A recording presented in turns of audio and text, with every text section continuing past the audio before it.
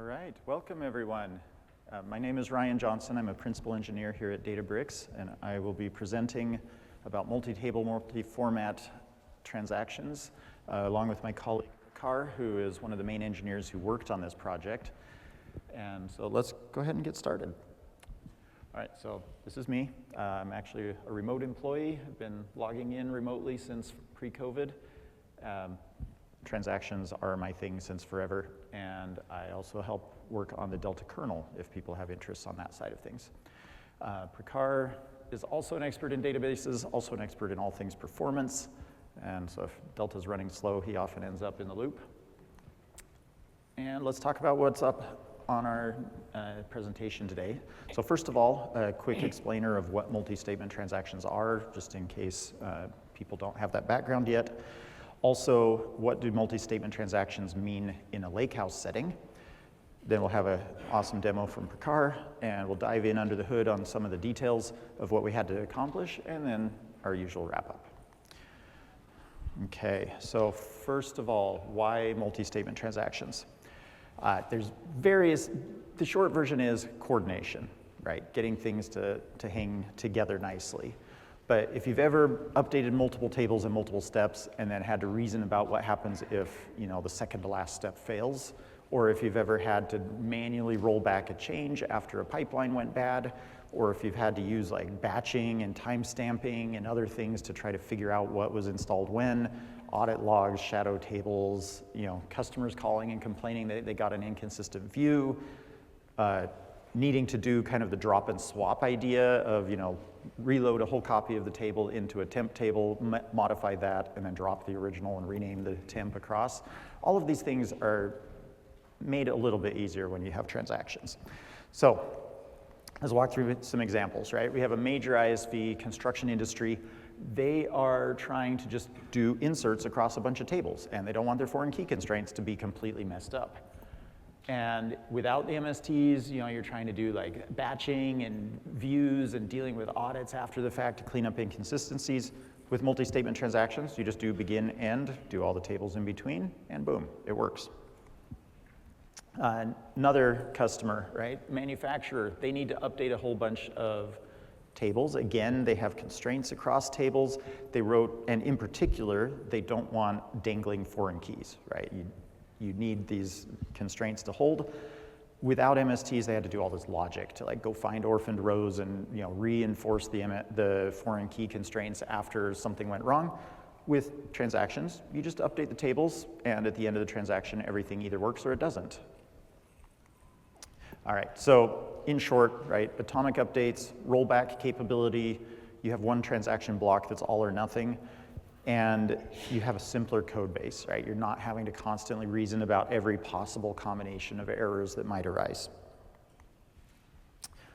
All right, and with that, I will hand over to Prakhar, who will talk a little bit more about what a transaction looks like in a lakehouse rather than kind of your old school data warehouse. Thanks, Ryan. So now I'm going to talk about our approach of building multi-statement transactions on the lakehouse. So a lakehouse is made of three main components. The first one is the open table formats. Each lakehouse stores its data in open table formats like Delta and Iceberg. The second important is like the cloud object stores. All the data in the lakehouse is stored in open object stores like S3, ABFS, GCP. And finally, a lakehouse uses an open catalog for its governance, example, Unity catalog or IRC. So in order to build multi-statement transactions on the lakehouse, we need to make sure that we can do multiple, we can update multiple lakehouse tables atomically. But in order to do that, we need ways to publish multiple files in the cloud object stores atomically. For example, we want to publish n number of files in S3 atomically. None of the cloud object stores today provide such APIs, and that's where the catalog comes in. So we need to teach our catalogs like Unity catalog on how to update multiple tables atomically. So it needs to act as a central commit coordinator. So it can publish changes to multiple tables at once and thus provide us transactional capability. This is why building multi-statement transactions on data on lakehouse is very difficult.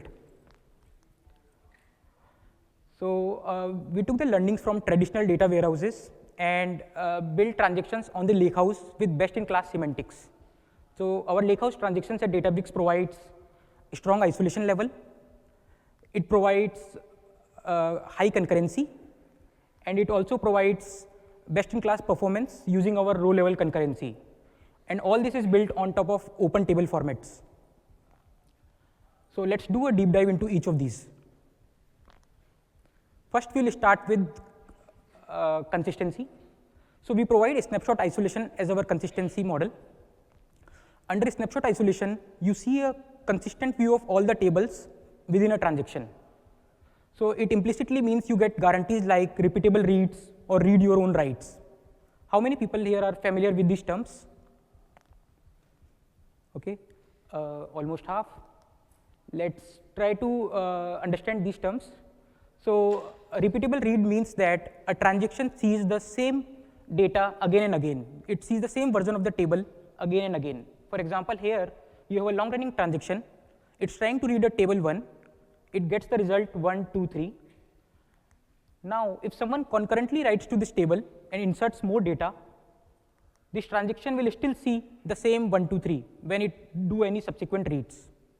This is a very important guarantee, and this makes sure that your applications do not suffer from problems like phantom reads. Next, we'll go to read your own writes. So under this guarantee, a transaction sees its own changes that it has made earlier, although they are not committed yet. So for example, here we have the same example. The table 1 has initially 1, 2, 3. Now you want to write more data into this table under this transaction. We wrote rows 11, 12, and 13. Someone else also can write concurrently from some other user from some other notebook. But if you try to read this data again from this transaction, you will see your old consistent view plus the additional changes that you have made. So you see 1, 2, 3, which was your old consistent view, and 11, 12, 13 because this is what you inserted. This is called read your own writes guarantee, and it's an important guarantee which avoids non-monotonic reads. Otherwise, your application logic becomes more difficult in order to handle it. Okay, so this is about consistency. Our lakehouse transaction provides repeatable reads and read your own writes guarantee together with the snapshot isolation. Let's move to concurrency. So we will start with the pessimistic concurrency control first, which is a popular approach used in many traditional data warehouses. So under pessimistic concurrency, a transaction tries to acquire lock on tables that it is trying to write, so that no one else can touch those tables when it's like writing to those. Let's take an example here. So you have a catalog and you have a transaction 1. Your transaction is trying to write to table 1 here. So it contacts the catalog and acquires a lock. Then it tries to write to table 2. It again contacts the catalog and grabs a lock. Now suppose another transaction 2 comes in here, and it also wants to touch table 1. Since it's writing to table 1, it will also ask the catalog for a lock, but catalog will reject the request because the lock has already been acquired. In such a scenario, this transaction 2 will get blocked, and it has to wait for transaction 1 to release the lock in order to proceed. So transaction 2 goes into a waiting state. Now transaction 1 will finish its work, and eventually it will commit. As part of commit, the lock will be released, and now the transaction 2 can acquire these locks. So it gets the lock now, and now it can proceed making the changes. This is called pessimistic concurrency, and although this locking mechanism ensures correctness, but it comes with a big trade-off, which is reduced concurrency. And this is especially problematic in cloud environment where you have multiple jobs that are trying to like modify the same set of tables at the same time, and they are working on different partitions, so they are not going to conflict, but still they are acquiring locks and not allowing other transactions or other ETL pipelines to proceed concurrently. This is why we moved away from pessimistic concurrency control, and we adopted a more scalable and crowd-friendly approach for building transactions in the lakehouse at Databricks. It's optimistic concurrency control, and we'll talk about it next. So under optimistic concurrency control, multiple transactions can operate parallelly without interfering with each other. There is no explicit locking required under optimistic concurrency, So transactions assumes that there is no one else running in the system, and they will make their own changes, and eventually they will try to resolve the conflicts during the commit time. So whoever commits first wins. Whoever comes later, they have to rebase against the other transaction. This is like a git rebase. So whoever merges to master like branch first, they win. Then the second one has to do a rebase and then merge the changes. So we use row level concurrency using our native Photon engine for detecting these conflicts, which makes sure that the conflict checking is performant, as well as we do it at row level, which makes sure that we don't fail the transactions unless there are logical conflicts in them. So optimistic concurrency basically gives us better performance and high concurrency. Let's see the same example with optimistic concurrency. So here we can see we have two tables, T1 and T2. They are at version 44 and 64. So the transaction 1 starts. Note that there are no locks involved now. Transaction 2 is modifying both table 1 and table 2 and persisting its changes to the catalog. Transaction 2 also starts and persists its changes to the catalog. So both can proceed concurrently without waiting on each other. Now when this heavy part is done, transaction 1 will eventually try to commit the changes. When it commits, it moves the table from version 44 and 64 to 45 and 65 respectively. This is the time when commit has really happened and transaction 1 has finished. Now the transaction 2 here is going to try doing a commit. As part of commit, it will try to change the table version in the catalog, and it will realize that someone else has already modified the table version. So it's going to do a rebase now on top of the changes that has been made concurrently. Once it do the rebase, it's going to reattempt doing a commit, and once the commit succeeds, transaction 2 is also over. So we can see that how optimistic concurrency allows all the transactions to proceed concurrently, and how they can use conflict detection only at the commit time to resolve conflicts. So we get high throughput and high concurrency with this. Okay, so let's wrap up this section by contrasting how multi-statement transactions work on traditional data warehouses versus our approach of building them on the lakehouse at Databricks. So most of the traditional data warehouses uses locking, which causes slowdowns and deadlocks, while we use optimistic concurrency, which means like your workloads can proceed in parallel and you can get high throughput. Second, most of the traditional data warehouses uses coarse-grained conflict detection, like table level or partition level. We use row level concurrency at like row level, which allows very fewer conflicts. Next is most of the traditional data warehouses work on top of their own native table formats. With lakehouse transactions, you could use open table formats like Delta and Iceberg. So you are not logged in basically. Most of the traditional data warehouses uses their own catalogs to do the transaction management.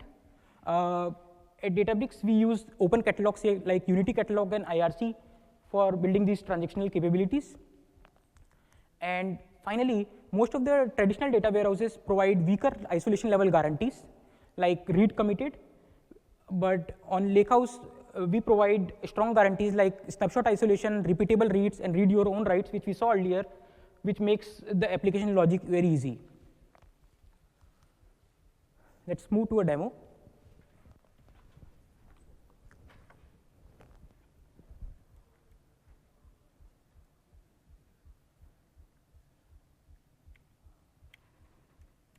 Yep. Okay, so we'll start with isolation level demo. So here you can see we have a table called product, and we are trying to read this table within a transaction. So let's run these commands. Oh, let's increase the font size. Yeah. So the table has 3 rows. Now let's move to a concurrent notebook. Suppose this is user 2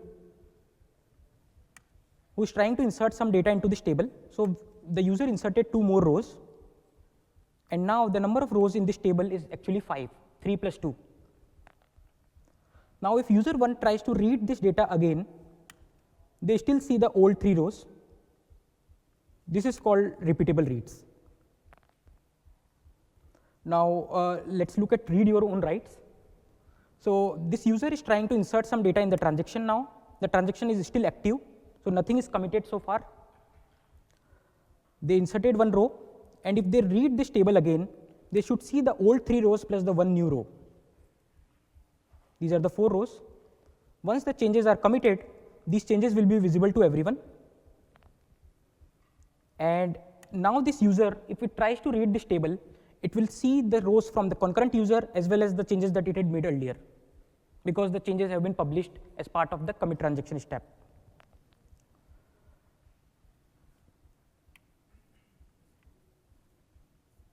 Yeah. So we just saw isolation level demo. Next, we'll talk about a common pattern called write, audit, publish that could be achieved very easily with multi-statement transactions.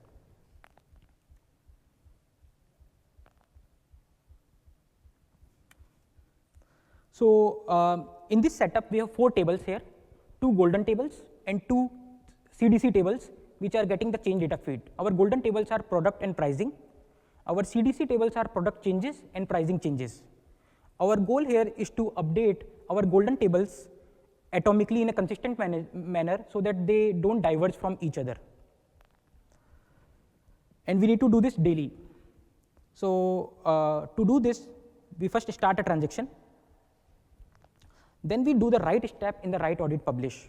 So we run 2 queries which are going to modify your source table, like your golden tables, using this product changes and pricing changes. So here we have added more data to this product and deleted some rows based on the changes that arrived, and same thing we did for pricing. So this finishes our write step in the write, audit, publish. Next we are going to do an audit here. So let's try to find, are there any products which are missing any pricing info? If we have such products in the system, that means there was an issue in this batch of data that came today, and so we should roll back a transaction. If there are no issues, then we will do a commit for the transaction. So our audit query here returned empty results. That means all the products are in good shape. Every product has a pricing info. So we do commit the transaction. Okay, so this is how multi-statement transactions could be easily used for like the write, audit, publish use case. Yeah. Okay, let's move to the next section. SQL scripting. This is the most exciting one.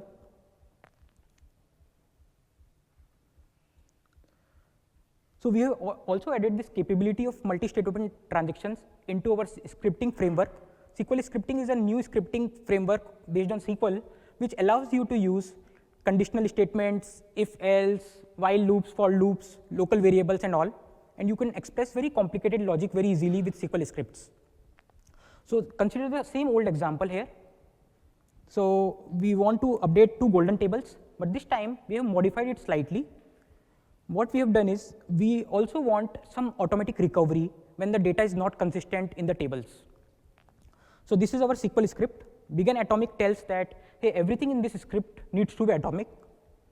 Then we declare some variables on the top here. After the variables, we run our merge queries, which are going to update both the golden tables. So let's run this script. After the merge queries, we have the audit step, but note that we are noting the value of the audit into a local variable here, bad price count. So how many products have bad price count? And based on the value of this variable, we are going to take an action. We are going to decide if total bad products are more than 0, let's do a recovery. Let's log all these bad products into an audit log, then delete these bad products from these golden tables so that they disappear from our website. And so this ensures that your golden tables remain consistent with each other and there are no issues in them. If there are no bad products, so as part of this else statement, we just log that there are no bad products and we end the SQL script. Once the SQL script ends, the entire block will execute and all the changes will be published atomically. Okay, so we can see we ran this script. It says one product have failed the validation. Let's look at our audit log. The audit log shows the product.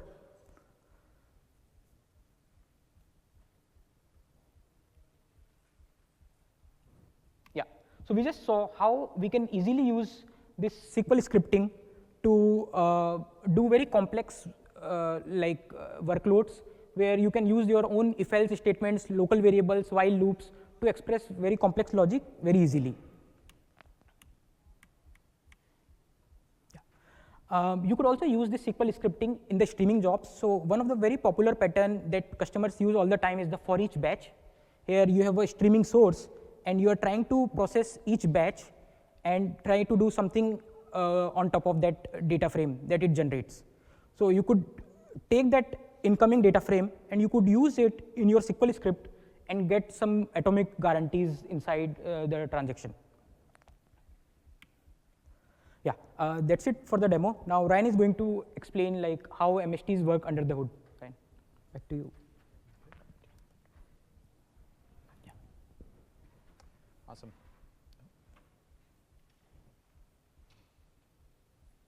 Hello? Yeah, it's working, Ryan. Okay, there we go. So thank you, Prakhar. Let's go ahead and talk about what had to go into the Databricks product to make this happen. So first and foremost, there are multiple layers that have to interact here.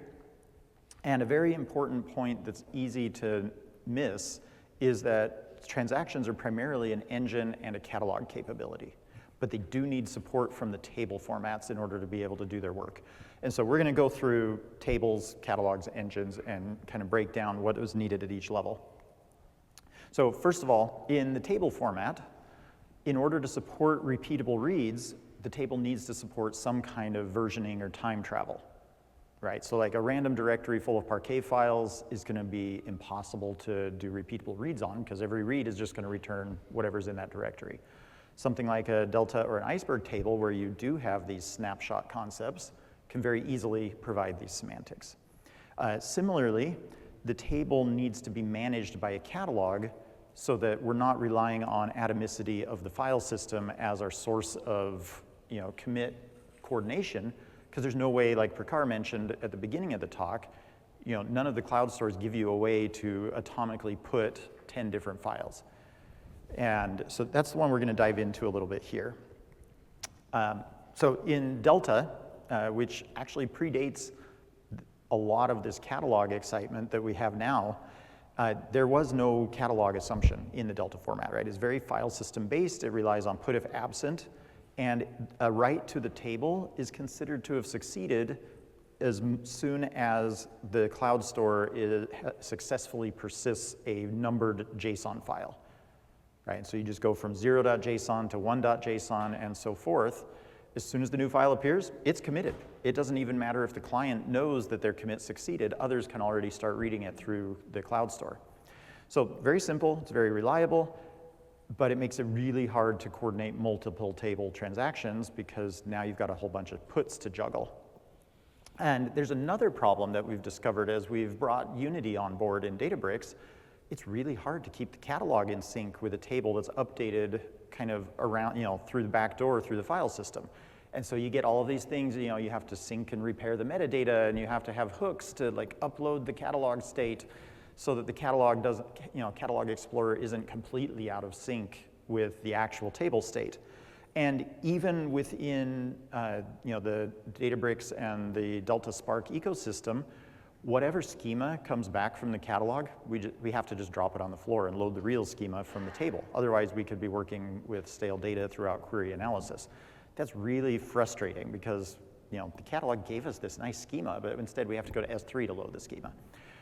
And there's also, in a governance world, there's a very real need to control what kinds of changes can be made, right? With a regular file system commit, you can change anything you want. You can replace the table, you can change its schema, you can change the partitioning. In a governance world, I may have the right to insert new rows to this table, but I don't have the right to delete. Or I may have the right to modify any data I want, but I can't change the schema, or I can't modify those special table properties that are used by some other system. And there's no way a catalog can enforce any of those requirements if the commit point is a successful put to S3. And so what we've done is developed a new approach to bring Delta into the catalog era, where the catalog is in charge of ratifying commits rather than the cloud store. And the commits still end up in the cloud store, right? You can still consume them, but the catalog had first right of refusal on these commits. And this gives us way better governance story, right? We can now actually block illegal operations according to the catalog's definition of illegal and not have to trust that the client did everything exactly perfect. It also gets rid of the split brain problem. So now the catalog is able to be, confident that every schema change, every table property change is in fact visible in the catalog immediately. And this has landed just in the last couple of weeks as a new Delta RFC. So this is a feature that's in preview in Delta 4.0. And in the coming months, we'll be hardening that up and getting it finalized so that it becomes a part of the, an official part of the Delta spec. Meanwhile, though, you can play around with it. You just have to enable the preview feature on it.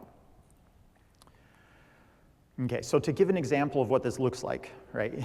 In the traditional Delta write, you're going to write out your data files to S3, right? Bunch of Parquet. And those files land, they're safely there now, but they are not part of a snapshot. We have to actually tell the table metadata that those files exist. And so traditionally, right, we would have just done a put if absent that said, yeah, this JSON file references the new a.parquet file.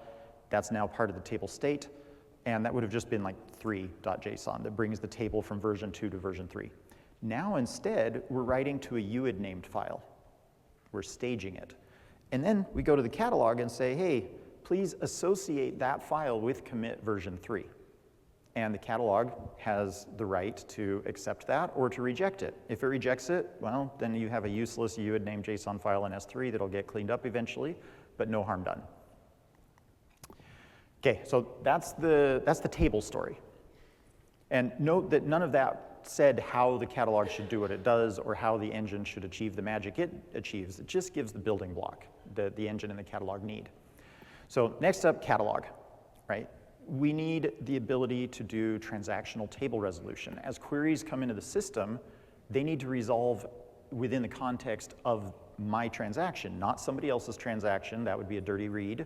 And definitely not, transactions that have already committed by somebody else concurrently. That would be a non-repeatable read. We don't like that, right? We want this nice isolation.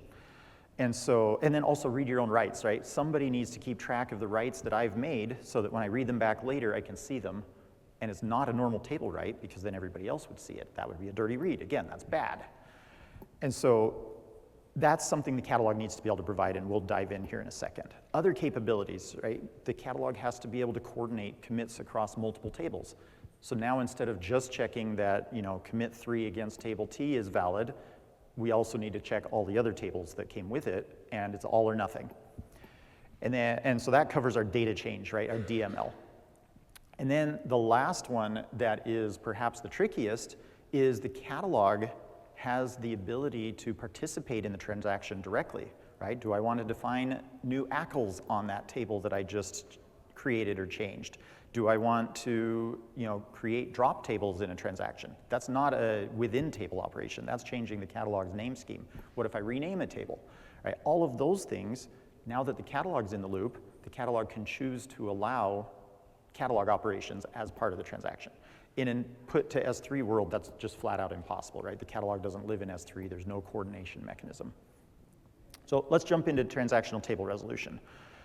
What we want, we have a proposed client transaction here, and we're gonna read from a couple of tables. We're gonna update one of the tables, read from those tables again, kind of a write audit publish pattern here, and then eventually we commit. What we want to see is that, when I read my tables, they are snapshotted as of the latest version when I started my transaction. So that'd be version 21 and version 16 respectively for these two tables. And so to do that, we're going to actually put a glass pane in front of the catalog, basically a proxy catalog. And whenever the transaction tries to resolve a table for read or write, it's going to go through this glass pane. And so when we finally resolve, the table W and R, they're going to resolve as of a specific version. We've captured that in our glass pane. And similarly, when we update, right, we will capture those versions in the glass pane. They did not go back to the main catalog where others would see them. And they're there, ready to go. And later, and meanwhile, somebody else snuck in and committed to one of the tables. Now we're going to do our audit phase, right? We're going to go back and read things. Well, I'm going to see the changes that I made to my table because the glass pane intercepted my table resolution, and I do not see the changes that that other party made to table R because they were not captured in my glass pane, right? It never actually, my request didn't make it back to the real catalog. And so by doing this, we're able to put this isolation layer very cleanly, right? First touch goes all the way through to the catalog, subsequent touches only go to the glass pane, and then when it's time to commit, we take that glass pane and we drain it out to the actual catalog. That's where our conflict checking and everything else happens. And all of those writes get collapsed down into a single atomic change that becomes visible to everybody else, right? We don't want people time traveling through the intermediate state of our transaction. We want the all or nothing. So by doing this, we get a very clean abstraction for the client. We get a very solid story on how we're maintaining this isolation. And it just works, right? This can be plugged in front of any catalog. Okay, and then the last step is the engine. And this is, in retrospect, it's obvious that the engine would need to do a lot, but it became very obvious as we implemented it just how much the engine has to do. And the biggest thing, turns out the hardest thing, is that we just need to know whether we are in a transaction or not when a given statement runs. Like in Spark, for example, that's just plain impossible. It has no concept of that, right? It has sessions, but you can share sessions between threads, between users, across notebook. Like you can do whatever you want with a session. You can even have multiple sessions in the same thread and like juggle them in and out. It's a mess. So just even knowing, definitively, am I in a transaction, yes or no? That's already a surprisingly hard problem. And other things, right? We need to do that conflict resolution. We need to squash the changes down to an atomic single package that we present to the catalog so that we don't publish a whole chain of commits, right? We don't want to time travel our intermediate state. So tracking, right? Databricks runtime, just like Spark, there was no notion of am I in a transaction or not. So we had to figure out how to plumb through that tracking so that every statement reliably knows I'm part of my transaction, or no, I'm something else unrelated. But it goes further, right? DB-SQL, serverless. You run 3 statements, you ran on 3 clusters potentially. Totally depends on the backing store. And in fact, those clusters come and go, so the cluster that ran the first statement isn't even there anymore when I try to commit. So now not only do we need to track statements across transactions within a cluster, but we have to be able to track that across clusters reliably. And that's a little tricky when you have, a stateless, serverless product. So a lot of plumbing work there to keep the transaction state reliable even as clusters come and go. And then the last one, which was also a bit of a surprise but obvious in retrospect, right? All the product surface that's interacting with transactions needs to know that it's interacting with transactions. So a simple example, notebooks, right? Super convenient feature that if your cluster just disappeared for a while, when you try to run a statement, the notebook will just launch the cluster and run the statement. So easy, so nice, right? Very convenient. It's a bad thing if that happens when you were in the middle of a transaction and the cluster went down and you run the next statement and it just auto runs on a new cluster in a new transaction context, right? I just broke out of Misty. All those previous changes are gone, but no indication that the new change is completely independent and now running just like any other statement. So we actually had to teach notebooks that, hey, there was a transaction active, make the user acknowledge that the transaction died and that the next statement is going to run in a brand new context. So just little bits of polish all scattered through the system that need to be transaction aware. And put that all together, right? So we now have table formats that are able to participate in transactions. We have a catalog that knows how to manage transaction, multi-table commits and broker catalog changes at the same time. And we have an engine that knows whether it's in a transaction or not. all of that together means that we can now offer managed tables participating in transactions across Databricks. So where to from here, right? First thing is we got a lot more to build still, right? We don't yet support catalog changes in transactions. That's coming. We don't have all of the advanced like SQL scripting, canned transaction capabilities, so things like stored procedures, the ability to work with temp tables, right? All of this still needs to come online. And then fancy stuff, right? Save points. If things go wrong at step 10, do I really have to abort the entire transaction, or can I just roll back the previous statement and try again with the thing that actually went wrong? Nested transactions, similar concept, but even more advanced, right? We're exploring what we would want to do there in order to support use cases. So if you know of cases where rollbacks or nested transactions are important, we'd love to talk. And then a call to action, right? All of this is the Databricks runtime. It's an engine capability.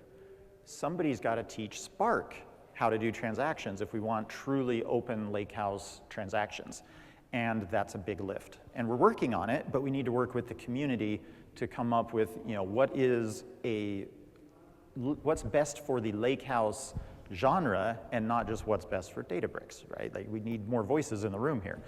And this should potentially allow any open system to participate in these transactions once we've defined the semantics and built the functionality into Spark and other engines. It's a lot of work, trust us, we just did it. And so we've already got the Delta RFC, right? Delta tables can participate in transactions. We've got Unity catalog that we're going to be publishing these APIs for multi-commit. The Iceberg REST catalog already had that, from day one, right? They're a little ahead of the curve on this one.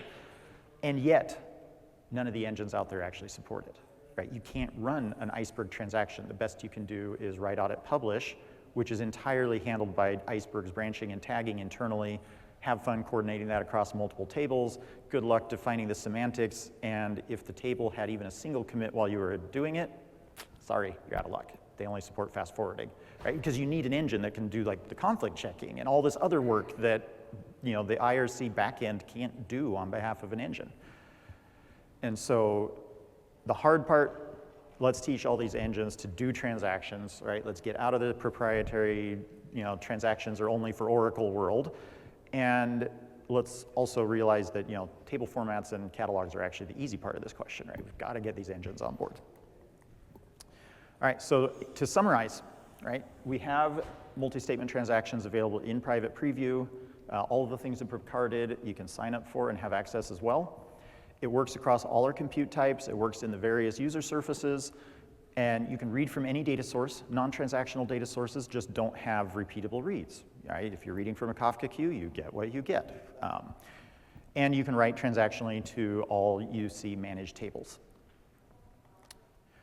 All right, and then there's a few other related sessions that might be of interest, right? Later today, talking about interoperable compute with Unity and the open APIs, and transaction multi-commit will play a big role there. And also, how do we bring open table formats and open transactions together, right? What does it look like in a world where there's a bunch of formats and they all want to participate in transactions simultaneously? Let's make sure that we keep that easy. And then, if you grab this QR code, then you can reach out for the opportunity to do multi-table transactions in private preview starting today. And with that, I will end there.